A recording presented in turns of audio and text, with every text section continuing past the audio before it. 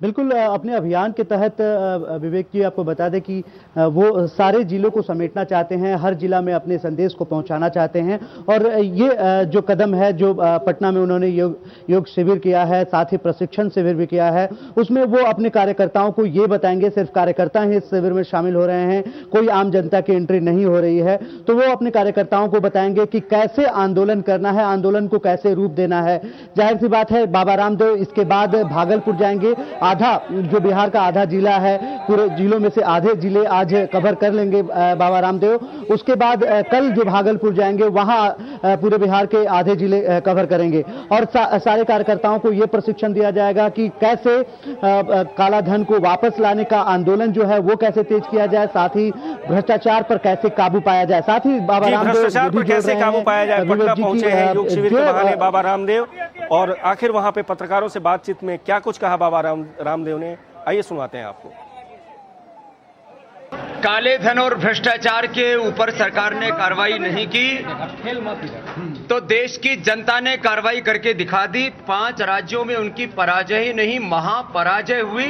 यदि काला धन देश को नहीं दिलाया, भ्रष्टाचार इस केंद्र सरकार ने नहीं मिटाया, न्यायपूर्ण व्यवस्था की स्थापना नहीं की, तो लोग इनको वोट देना बंद कर देंगे, इनके कार्यक्रमों में जाना बंद कर देंगे। तो बाबा का साफ कहना है कि लोग वोट देना बंद कर देंगे अगर काला धन के खिलाफ सरकार ने मजबूत कदम नहीं उठाए तो। और बाबा ने साफ साफ केंद्र सरकार पर निशाना साधते हुए कहा कि चूंकि काला धन के मामले में सरकार ने पुरजोर कदम नहीं उठाया है, भ्रष्टाचार देश में इस कदर बढ़ा हुआ है जिसकी वजह से कई राज्यों में सरकार को मात खानी पड़ रही है। लेकिन सवाल ये उठता है कि आखिर पटना में योग शिविर के माध्यम से बाबा रामदेव पहुंचे हैं, क्या कुछ सियासी रंग रूप में भी देखा जा रहा है इसे वहां के सियासी हलकों में? बृजमोहन।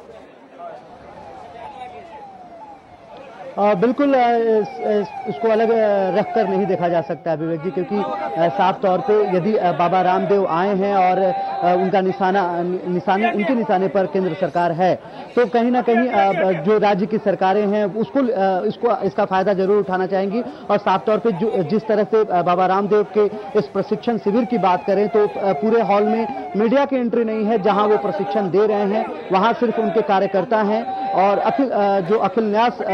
अखिल भारतीय न्यास समिति है उसके ही कार्यकर्ता हैं और उन्हें वो प्रशिक्षण। जी बृजमोहन, आपका इस तमाम जानकारी के लिए बहुत धन्यवाद।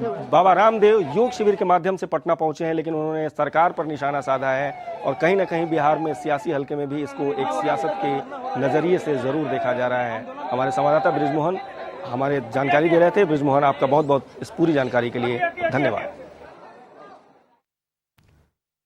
बढ़ते हैं अब हम झारखंड की तरफ। झारखंड में बिजली बोर्ड के डिप्लोमा इंजीनियरों ने हड़ताल खत्म कर दी है।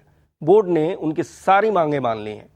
डिप्लोमा इंजीनियरों का मंगलवार से हड़ताल चल रहा था। आपको बता दें, हजारों इंजीनियरों की हड़ताल पर चले जाने की वजह से सूबे में बिजली का संकट गहरा गया था।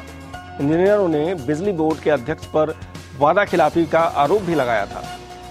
कई इंजीनियर 28 साल से जूनियर पद पर ही हैं, जबकि उनको लिखित प्रमोशन का भरोसा दिया गया था।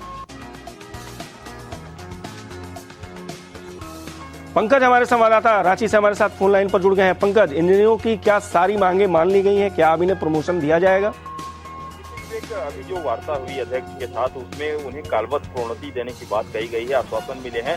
कुछ एक मामलों पर जो उनकी मांगे थी जो प्रमोशन करने की उस पर क्योंकि एडमिनिस्ट्रेटिव मामला है, इस पे एक नीतिगत फैसला होना है, सरकार के स्तर पर फैसला होना है, तो उन्हें आश्वासन दिया गया कि बोर्ड अपनी तरफ से उनको जो कालवश प्रोन्नति देनी है उस मसले पर सरकार के पास पैरवी करने की कोशिश करेगी। और जो मांग है, एक समय दिया गया है कि उनकी जो सारी मांगे हैं उसे 15 से 20 दिनों के भीतर पूरी कर दी जाएगी। 15 से 20 दिनों के अंदर का भरोसा मिला है इन इंजीनियरों को और उसी के आधार पर इन लोगों ने अपनी हड़ताल समाप्त कर दी है। और झारखंड की बिजली व्यवस्था में जो एक संकट चल रहा था उससे कहीं ना कहीं अब झारखंड की सरकार उबर पाएगी। लेकिन अब हम रुख करते हैं बिहार की तरफ। झारखंड के बाद पटना शहर की बिजली सप्लाई अब निजी हाथों को सौंपने की तैयारी शुरू हो चुकी है और उम्मीद की जा रही है कि जनवरी से एसआर पावर शहर की बिजली सप्लाई करेगी। ठेके को लेकर विवाद में अदालत का फैसला आने के बाद निजीकरण की तैयारी शुरू हो गई है। दरअसल 2009 में बोर्ड ने बिजली सप्लाई निजी हाथों में देने की योजना बनाई थी, जिसके लिए टेंडर भी निकाले गए। लेकिन इसी दौरान कोलकाता इलेक्ट्रिक सप्लाई कंपनी के ठेकेदार पर दावा जताते हुए हाईकोर्ट में याचिका दायर कर दी और कोर्ट ने किसी भी कंपनी को ठेका देने पर रोक लगा दिया। 4 जुलाई को कोर्ट ने अपने फैसले में ये रोक हटा ली और एसआर पावर का रास्ता भी खुल गया।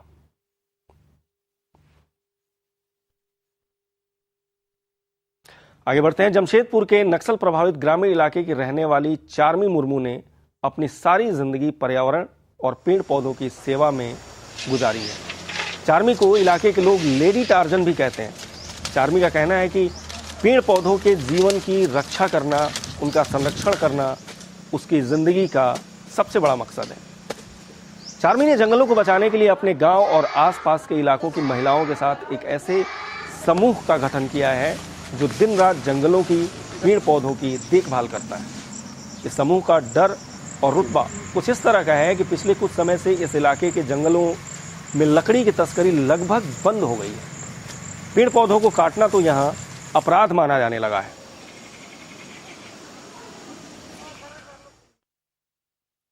इस बुलेटिन में फिलहाल इतना ही। महुआ न्यूज पर खबरों का सिलसिला जारी रहेगा।